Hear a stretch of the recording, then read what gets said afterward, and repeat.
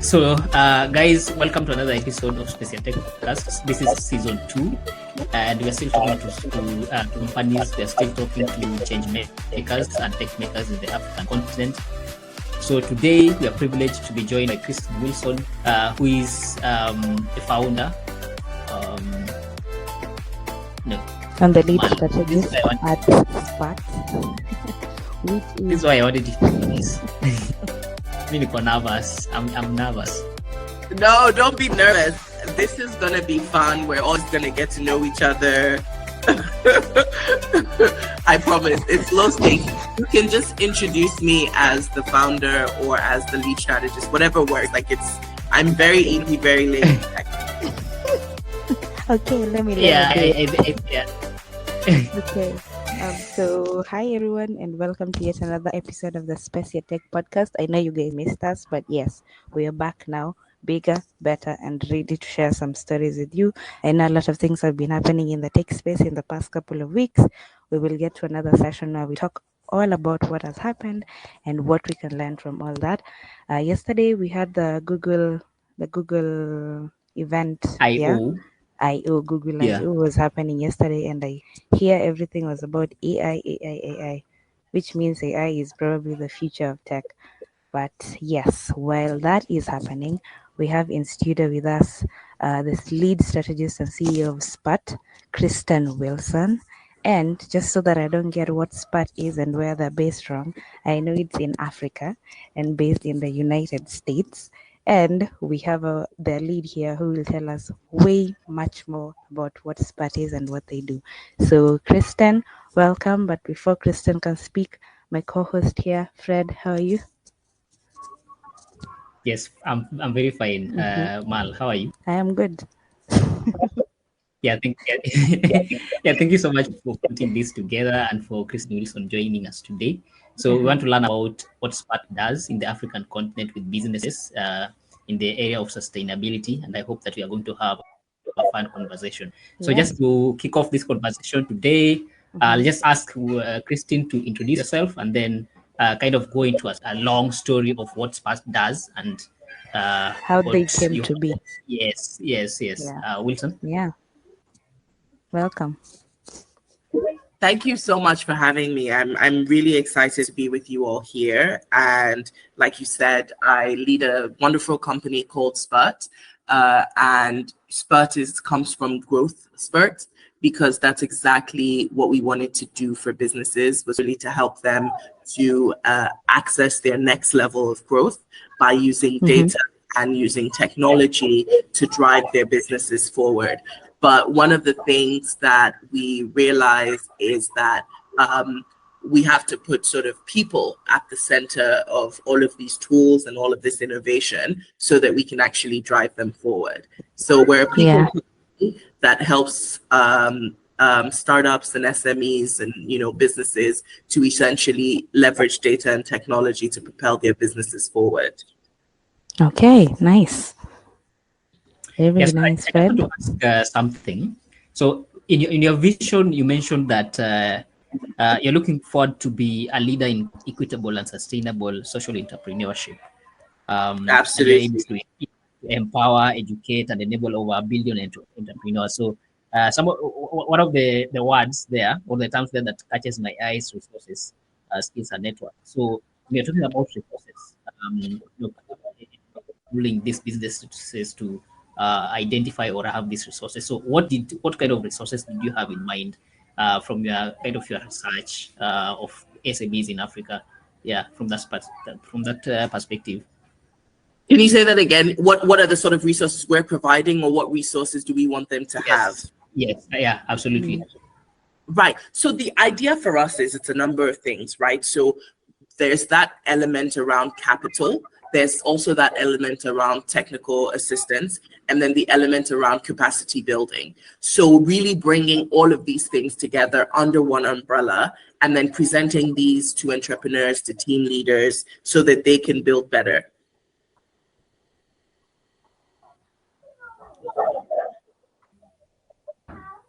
Okay, so what was the inspiration? I like the name, the Spurt name. which means growth. I like that. That was just it. It looked like such a simple word. You didn't think too much about it. You put it together and formed a company. So, what was the inspiration of starting Spurt?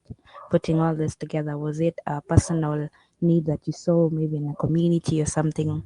What was the light bulb moment for you? Absolutely. So I started my career incidentally as a freelancer, and I kind of was seeing, but obviously at a kind of extremely nano level, what entrepreneurs who were building on the continent, building for the continent, and dealing with all of the sort of geopolitical, governance, social, finance, et cetera, talent constraints were really coming up against, right?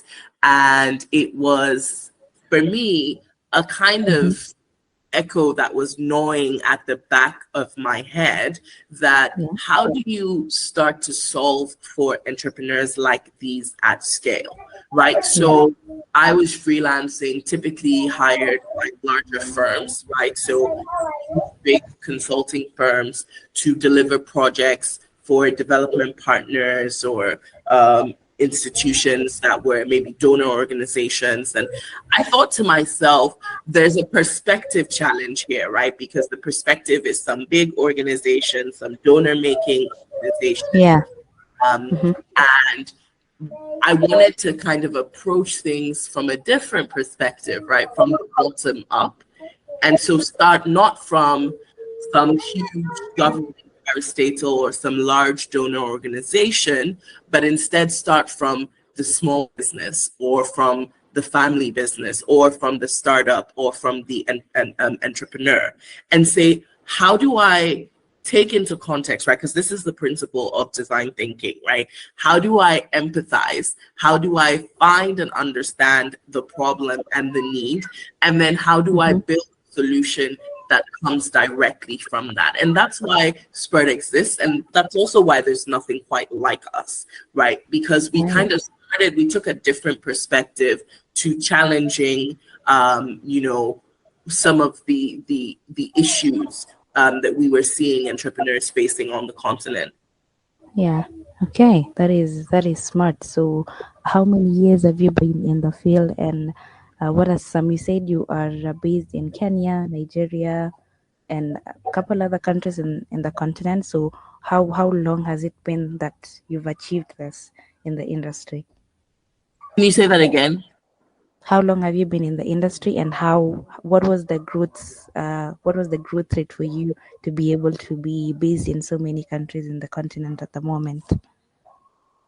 Yeah, so have been sort of doing this personally since 2013, and then as a company we were incorporated in 2021. So what we started off doing actually was we had a bit of an informal talent network, and we leveraged the talent network plus some operational infrastructure we had to deliver services to our clients. We started doing this as far back as I think 2019. But in 2021, when we said that, we should be systematic about this, we should be structured about this, and really build something that moves businesses forward. Okay, so it's been 2 years of you guys in the field, and you've been able to get into what, 3-4 countries? Yeah, so we are registered to operate in Kenya, in South Africa, in Ghana, in Nigeria. That's 5 countries on the continent, if I got that count right. And then, of course, we're incorporated in the US and the UK. But we've actually operated and, supported clients in now at this point 15 African countries. So our ambition, right, is to actually be continental. Our view is really sort of like by Africa for the world. For Africa. Oh, for the world. Okay. And the idea is that it's not just, and historically, right, by Africa for the world has meant like slavery or colonialism or extraction, right, or brain drain. Yeah. We want to reshape that narrative, right? Because if you take something, for instance, like brain drain, right? countries like Kenya, Nigeria, Ghana experience this, where, you know, everybody's trying to get it abroad, everybody's trying to leave. And the truth of the matter is, if you have a practical one-on-one conversation with somebody, you realize they're not leaving because they're bad people, or they're leaving because they're selfish, or they hate their country. They're leaving because they want to build better lives, right? They want better opportunities. So the question for us was, well, how do you leverage Buy Africa for the world in a way that isn't negative, right? In a way that isn't injuring, in a way that isn't slavery, in a way that isn't colonialism 2.0, and so on and so forth, right? How do you change this from an extractive relationship between Africa and the rest of the world and make it more of a collaborative relationship? And so what we started to do there was to start to think about, well, how do we, what's one of the things that Africa has? People power, right? So how do we use that people power strategically so that entrepreneurs, African creators, African builders, African innovators can innovate on their own terms, can innovate in their own way, and get distribution globally, right? Meet their revenue and, you know, growth ambitions, but also, right, support their communities, build up their local talent, and so on and so forth. And so this is what we mean by sustainable entrepreneurship, right? That it's not just growth for growth's sake, but it's growth for prosperity, right? It's growth for community. And so the archetype of the business that we have different arms of Spurt, right?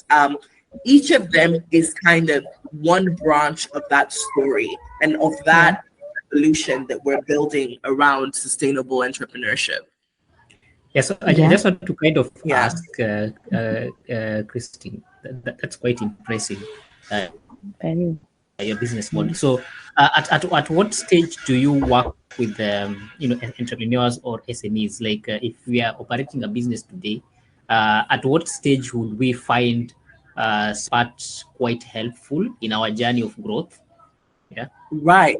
So for us, right, we kind of, and this is why, you know, our logo, if you've ever seen it, is actually a bud. It's a flower bud, but it also looks a little bit like a flame, right? The idea of that double entendre was that we wanted to be with you right from the beginning, right from that inception of like a little tiny bud, right? And then help you to, you know, burst out and spring into like a full-blown thing. So for us, we support entrepreneurs right from, oh, I just have an idea, all the way to, I'm running a company of 100 people. They're driving me nuts. I'm struggling with regulators in Cameroon. I don't know what they want from me. The tax authority is chasing me about a payment that I thought I'd already made.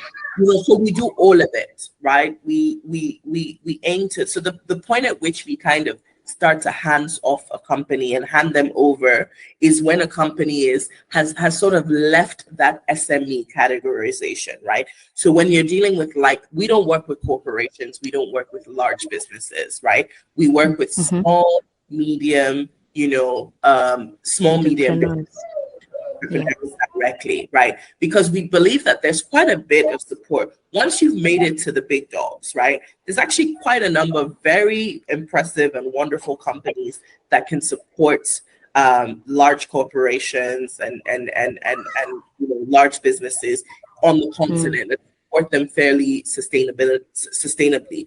What we want to do is increase that pipeline, right? So if you look historically across other continents that have been able to drive substantial growth on the continent and to be able to create prosperity, what you see essentially is that there's a huge uptick in the survivability of businesses. So more and more businesses became multi-generational, more and more businesses were not just small mom and pop shops, but became family businesses. So what you recognize is that, you know, small businesses are the engines of economy, right?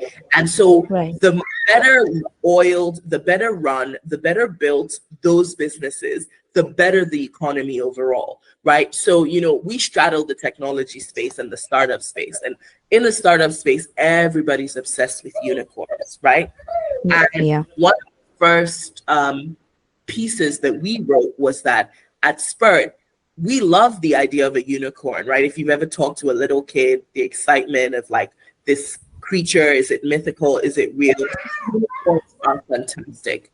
But what we love at Spurt most is horses, because horses are just propelling. They're going. You see them every day. They're not a myth. You don't have to be special, right? You take care of your horse, your horse takes care of you, right? So for us, we want to take care of the horses, right?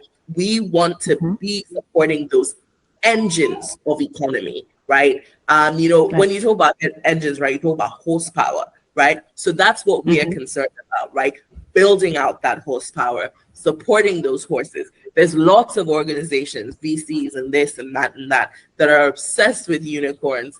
At Spurt, we're obsessed with horses, right? We're obsessed with building the engines of economy and really propelling them forward so that there is like equitably distributed growth that propels communities forward. Okay, interesting. That's an interesting model. I like that you decided to not focus on the bigwigs, but focus on these people in the middle who are actually the drivers of the economy. And on the issue of the logo, I can swear I saw like an X. You're talking about a flower bed? Oh, you're looking at our X logo. So that's one of our arms, actually. Yep. So the main company logo, Spurt, is the bud. And then we've got sub-arms. So I'll tell you a bit about X, which is the logo I think that you've seen, right? So Spurt X stands for exponential, right? So the idea was that when we originally started the business, like I was telling you in 2019, when we were kind of, doing things fairly informally, we were very sort of small scale, right? And we were operating on a services basis, on a one-to-one basis. And so we created the arm Spurt X in 2021 and then launched and fully incorporated the company for this idea of that exponential component, right? That it wasn't just that one-to-one, but that we could start to touch small businesses and entrepreneurs at scale. So that X logo is Spurt Exponential. But if you see the Spurt logo, I don't know if you have it anywhere close, but if you see the Spurt Group logo, that's the bud. I can swear, Kristin, that in the Spurt logo, I see I see a peel, like you see when you peel I don't know an apple or an orange, and then I don't know if I'm seeing that in that. No, I love that. I love the dimensionality of it, like a logo. Yeah. Okay, like a peel. Yeah. Yeah, true. Okay, I just want to kind of follow up with the question about what I asked, and this is one of the challenges that entrepreneurs have, and why a lot of a majority of businesses in Africa actually do not make it to year 3. It's the issue of capital. So you could have an impressive business model, you could have an impressive product, but I think one of the things that entrepreneurs cite as one of the impediments for the growth of their businesses is capital. How do you approach the issue of capital for some of these businesses that you take under your wings? Yeah, capital is a big one. And when I first started, capital was number one, in the sense that it seemed that most of the businesses, when we encountered them, the biggest issue they were having was around capital. And it's a big issue. Right now, we identify capital as the number 2 issue. The number 1 issue is actually talent, right?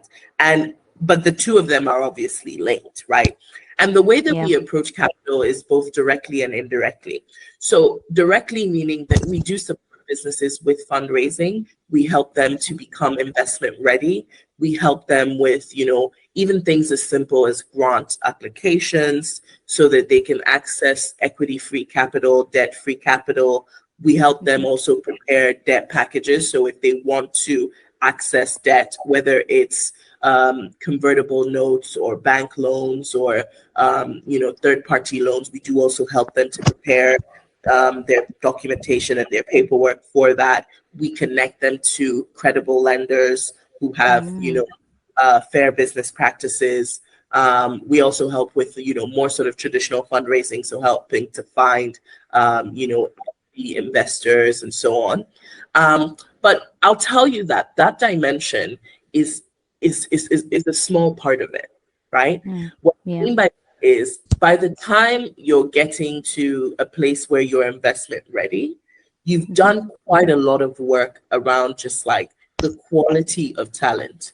So whether you're a one-person business or a 5-person team or a 50-person team, that talent that you're sitting on, that vision, that drive, that clarity of purpose, sharpening those, right?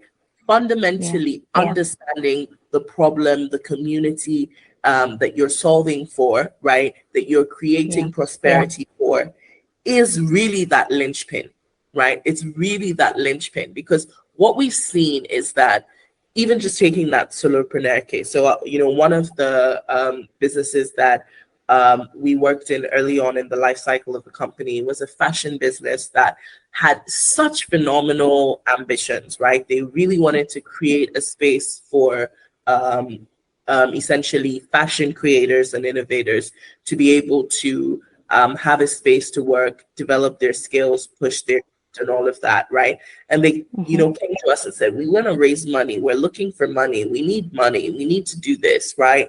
And when we delved deeply into the business, we realized it wasn't about money to start with, right? That there was some fundamental structure and sort of personnel challenges that needed to be addressed. And so we rejigged the structure of the company. We brought on some key team members, right, who believed in the vision, who shared the founder's vision. And then they were able to grow in leaps and bounds and expand and partner with banks, who gave them free spaces and, allowed them to not worry about the capital for acquiring the real estate for their co-working spaces. They were able to access grants. But it was that propelled vision, right? The entrepreneurial journey is hard. And sometimes even when you're doing everything right, things go wrong, right? But there's still a lot you can do at the level of quality of team, quality of proposition to start to get you on the right track, right? To start to get, and then you just hope for the best, right? And you push. Right? Because that's the magic of entrepreneurship, right? It's just this big, wild gamble, right? And it works and sometimes it doesn't, right? That's the reality of it. So I'm just curious because there's a bit of an echo so true. somewhere. Actually, I think as a founder in this community and the startup also that we're kind of getting off the ground, I think it's very true that talent actually is the most important thing that you can get right as a business off the ground.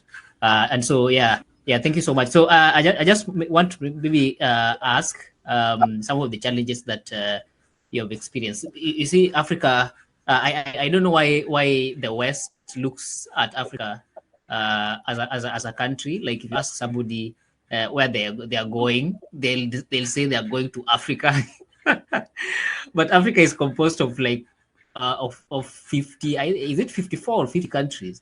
And you are in about 15 of these. So what are kind of the challenges that you have experienced, getting into one country, into the other, like, because the ecosystems in these countries are different and some of the laws are different. They are so different. Yeah, and I mean it's very interesting. So the other day I was in a group chat and people were talking about everything that Rwanda is doing, so that now you can register a business in Rwanda in something like 8 hours, right? And you can do it pretty seamlessly whether you're local or not, right? And in some countries, right, I mean, I had a project that was just helping a client to register their business. I want you to think about the wildness of that, right? So on the same continent, you can register a business in 8 hours, and then you can process registration of business for 3 months, right? Like, that's how vastly different the economies and the ecosystems and the structures are, right? And every country has its own reasons and approaches to why they say we do it X this way or Y that way, right? The nuances, I think, can also be quite special, right? I think that there's certainly phenomenal ways in which we can optimize doing business on the continent. And I think things are getting better. Having lived in Europe and lived in the US, I'll tell you that our innovation around fintech on the continent is real. Africa is still the easiest place, at least intra-country, to send money around. It's so much easier for me sitting in Kenya to send money around Kenya, at a pretty cost-effective rate than it is for me to do that same thing in the US or in the UK, right? Because there just isn't that much specific fintech innovation, right? So there's a lot of things that I think we're getting right, and there's many things that we will continue to do very well, right? So for instance, the magic of M-Pesa, right? Still staying on that fintech thematic, right? I remember a partner from the US kind of were working on a project in Kenya, and when they sort of understood what M-Pesa was, they were like mind blown. They were like, whoa, it makes so much sense, right? And it came from here, right? That came from us. It came from need. And there's so many innovations like that on the continent, right? And I think that we're going to continue to do more around mobility. I think we're doing really interesting things with connectivity and logistics in urban areas. And I want to see us do more of that in rural areas, connecting rural to urban areas, right? But for instance, I'll give you an example. Even on something, Uber is a global product. In Africa, there's Uber Connect, right, where you can send packages using Uber. That doesn't exist in like a market like the UK or the US, right? So we are sort of interconnected in pretty interesting ways, right? And so there's, I think, for us, great opportunity, even in our difference, and even in the struggles and the challenges and the differences we're seeing in the different economies, that actually creates pockets of opportunity for really phenomenal innovation. That's very. I think it's important that things that we have in Africa are first consolidated here before they can be shared with the rest of the world, or our ideas are first used to benefit us before they can be exported to the rest of the world. And just before Fred asked the question, I wanted to ask, what are some of the qualities or requirements that you have for specific businesses that you take under the Spurt wing, that you help grow or expand? Like, what does an entrepreneur need to have for them to bring their business to Spurt? So first things first for us, right, is absolutely that element around that commitment to sustainable entrepreneurship, right? If we don't work with people who aren't trying to solve a problem, does that make sense? Yes, it does. It has to be a problem that is a problem that we have, that you are offering a solution to. Exactly. Because the idea is that there's some people who are exploiters of opportunity, right? And and the idea for us is that solve a problem, right? Don't exploit a problem, solve a problem. Because the truth is that in our capitalistic world, you can make money without solving a problem, right? If you exploit a problem well enough, you can generate revenue from it.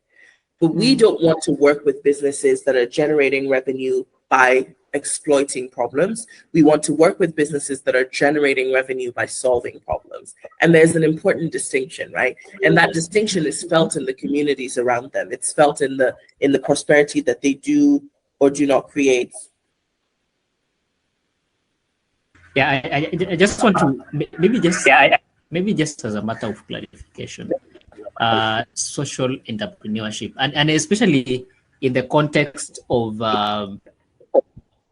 Africa, like what does social entrepreneurship look like in Africa to you, or what forms can it take? So that and you know, for us, right? I think social entrepreneurship has its own life and you know, people have defined it. So for us, we don't even use the term social entrepreneurship. We say sustainable entrepreneurship, right? Or sustainable social entrepreneurship.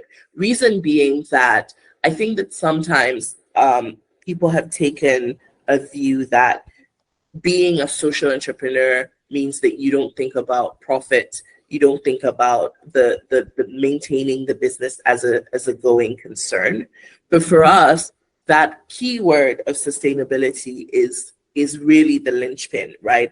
It's environmentally sustainable, it's socially sustainable, it's gubernatorially sustainable, right? The idea being that sustainable social entrepreneurship or sustainable entrepreneurship for us is really about building in ways that doesn't eat at the system that you're building in and building from. So if you think about farming, right? Some people farm where they just plant and then the thing grows and they plant and they eat and it grows. And then after a while, they're like, oh dear, there's no more nutrients in the soil. What do we do now? So what do? They pack up their things and then they find another piece of land. And then you've got that dead piece of land and then there's deforestation and so on and so forth, right? But what you actually find is that historically, right, on the continent, there were other practices of farming, right, that were more sustainable, that involved intercropping, that involved rejuvenating the land, right, that involved, you know, embedding fallow periods into the sowing season so that a family, a village, a community could farm a piece of land ad infinitum. Yes. Right? Yes. This is possible, right? And that's what we're saying, right? Is that you can build sustainably, you can feed people, eat enough, you know, have your nice festivals and so on and so forth to continue in the, you know, allegory of the farm. But you can do it in a way that's sustainable so that everybody doesn't have to migrate after 10 or 15 or 20 or 30 years, right? Yeah, true. That is true. Fred, is your question answered? Yes, absolutely. Thank you so much. Yeah. Okay. Yeah, so in the line of developments at Spurt, what is your plan for the future of the company in the next maybe 5 years? I see in the past 2 years, you guys have been able to penetrate 15 countries in Africa. So what does 5 years look like for Spurt? So, you know, for us in 5 years, we want to be, you know, that much closer to our goal to enable 1 billion entrepreneurs, right? We see this as like the mission of our company. We have an incredible product called Think, which essentially is all the critical business functions in one place, right? So on Think, users can do things like make payments, they can, you know, hire talent, they can, you know, collaborate with their existing talent, they can, you know, manage to-do lists and they can chat to each other. So it's really a consolidated business operating system, right? That's affordable, that's effective, and, you know, that's pretty sleek.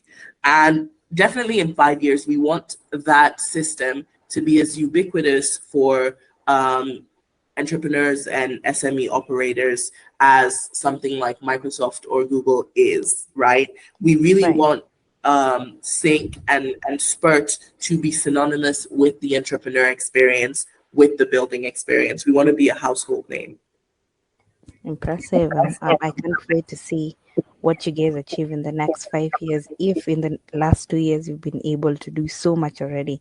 So any new developments that are ongoing this year or that you are planning to launch this year that you can speak on at the moment or here with Right, us? absolutely. So Sync is that new development. We haven't formally launched Sync yet. It's still in beta, but we're Yeah, I looking can to see launch it on that the before. website. Yes. So we're looking to formally launch that before the year ends. So we'd definitely invite your users, your listeners, to check out Sync at www.teamsync.tools.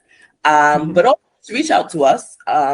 We're very accessible. If you visit our website, there's pretty easy ways for you to connect with us. I think there's even like a WhatsApp button, so you can chat to one of us. It might even end up being me.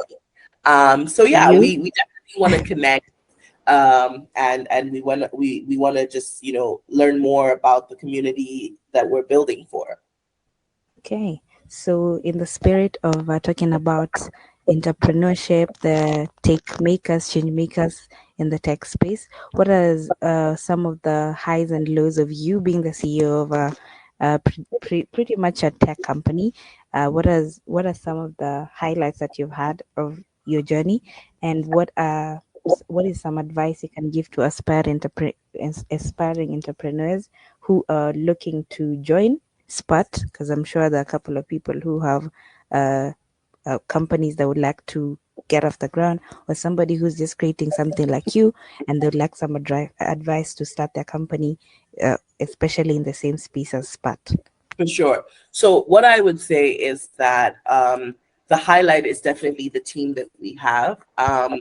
It's incredible. I mean, most of the time we like to work with people, very early on in their careers. We bring them on through internships. And I think the highlight for me is always just seeing how much people have grown, how much people have accomplished, just the competency that they're able to bring to the table in a matter of, months and years, right?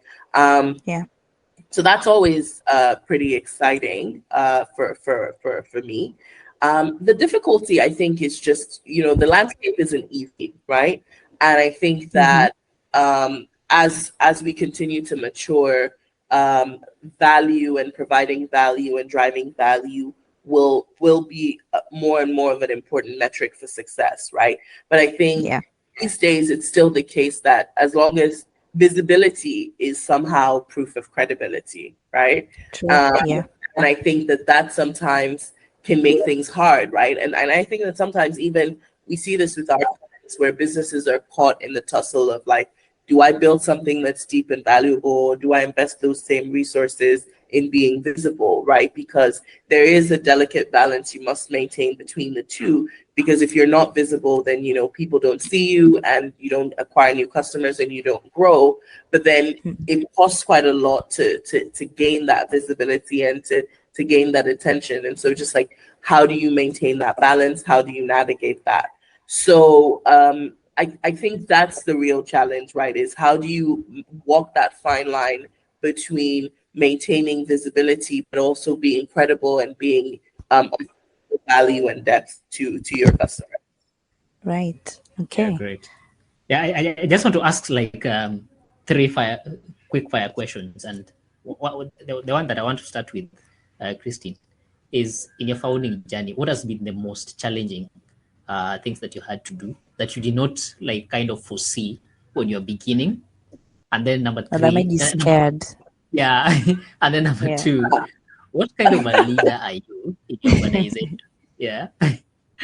And then do you have a structure, or do you let people decide on their own and bring your ideas? Yeah. And then number three, what is something that you see in yourself, like or some of the strengths that you think you as a person you have that have enabled you to achieve the growth that you have, like first of all founding Spurt as a company, and then just in your personal growth as a person.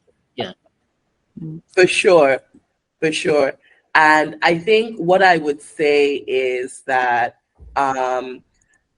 question 1 and 2 are so intricately tied to each other in the sense that I think I thought that I could build a company without having to lead a company, right? And I think that was the big challenge, is like, how do you become a leader? right? How do you how do you sign people onto your vision? How do you motivate them when things are hard? How do you encourage them? How do you help them to develop?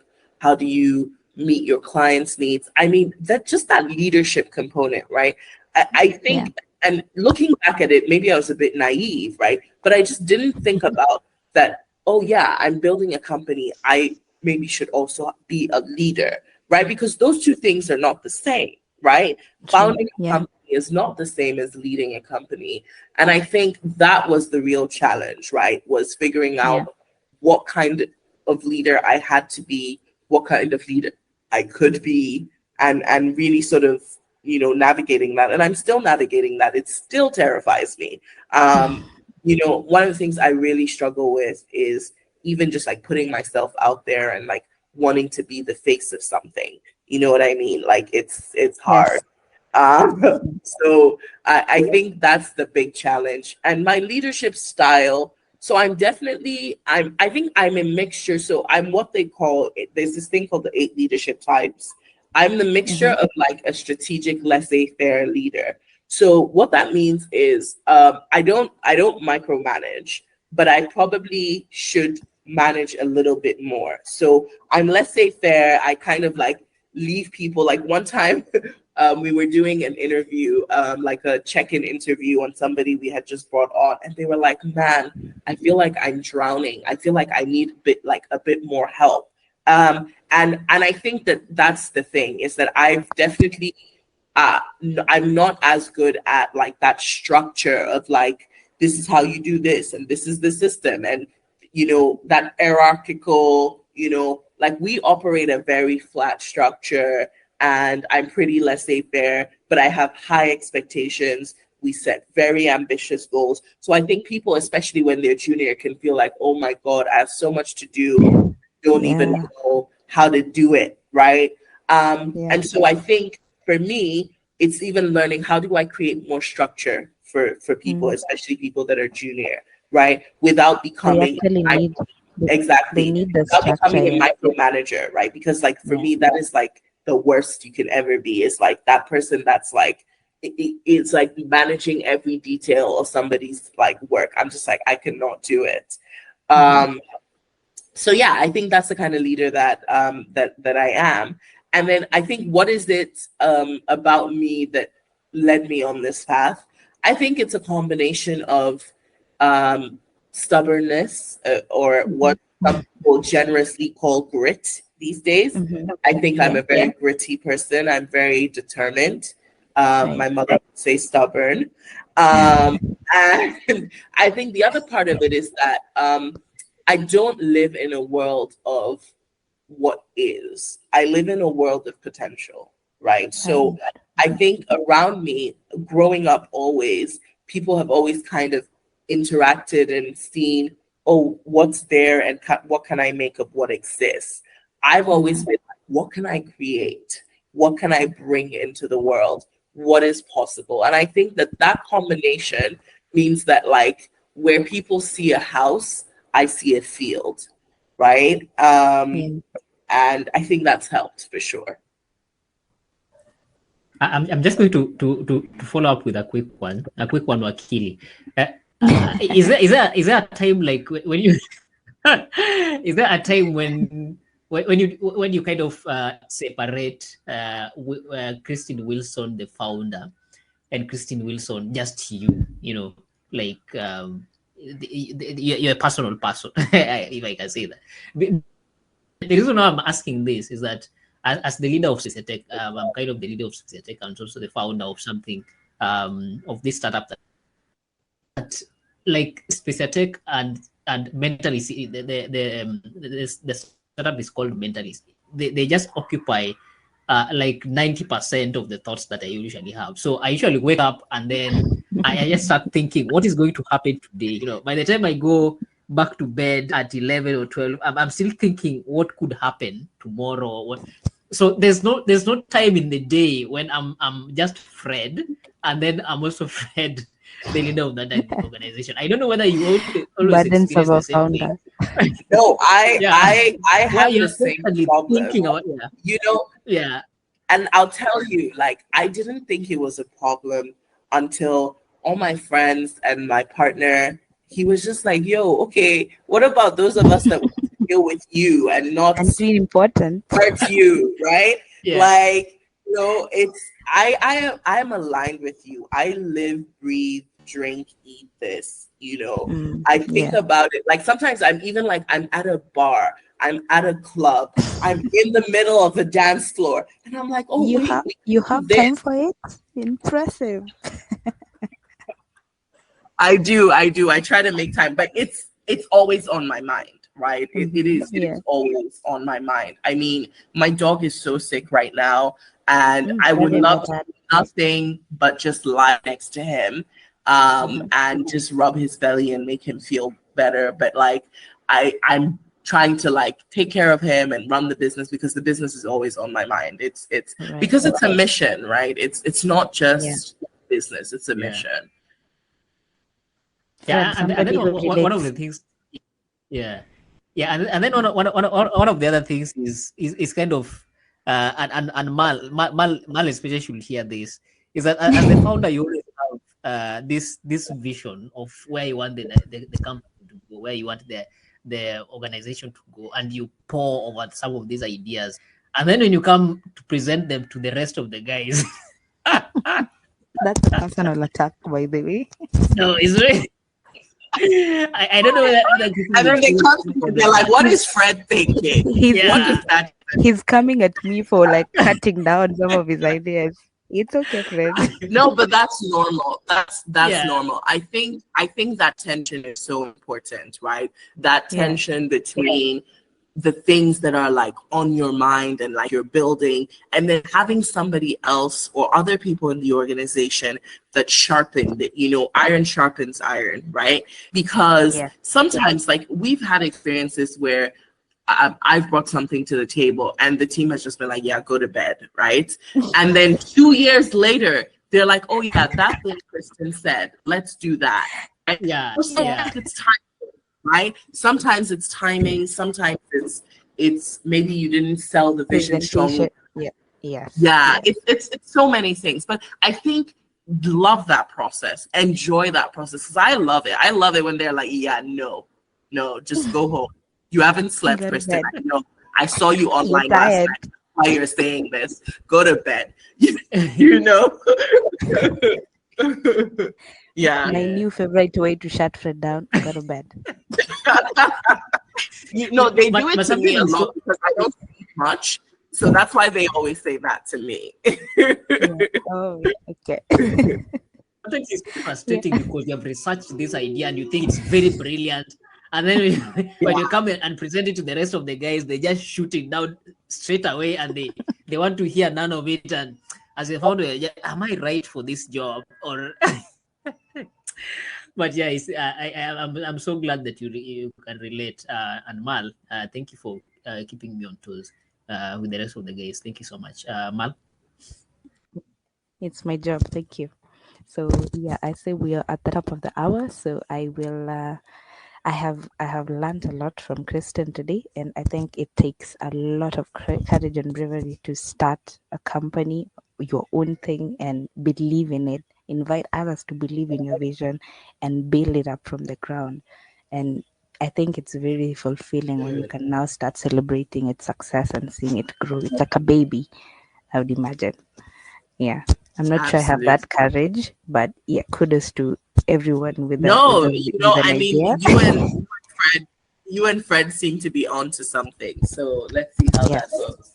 The team is working every day on this Tech, and we hope it can reach where we want it to go. So thank you so much, Kristin, and definitely let us know how we can collaborate, work together. I'm sure there's a lot. I'm in communication with Pal, and we talk constantly. So definitely, if there's a way we can collaborate, we can talk about it and see how to bring or merge Spurt and Tech together. We would love an American Kenyan collaboration. So lovely. I'm really glad we were able to connect. Yeah, thank you so much. So where can people find you on either LinkedIn, Twitter? Yeah, drop your Yeah, you somebody can wants to find me. slide into your DM, but she's taken Yeah. guys, so everything should be professional. Yeah. So the easiest way is you can find me on LinkedIn. I'm Kristin H. Wilson on LinkedIn. Okay. But honestly, I just checked it, and the WhatsApp is actually my WhatsApp. That's the contact on our site. So if you just reach out, I'll chat to you. I'll say hi. And, we can talk about your business and how you make it a reality, and whatever other issues you're having. Fred might be sliding into your DM very shortly. He's Yes. always looking for ways to partner and grow the business. Yes. So that was a personal invitation for him. Yeah. Yeah. So thank you so much, Kristin. I have enjoyed this session. I've learned a lot about the world of entrepreneurship and investing and creating businesses and bringing them to life. And I am hoping that whatever projects or plans you have for Spurt, they get bigger and better, and we were hoping to have you in another session on Space Attack podcast with even better news from Spurt. It's been a lovely chat with you, and we hope to see you next time. Thank you to all our listeners. We're hoping to see you so on the much. next episode. Thank you so much for your time. It was so lovely to meet you. It was lovely to meet you too. Yes. Fred. Yeah, thank you so much, Kristin Wilson,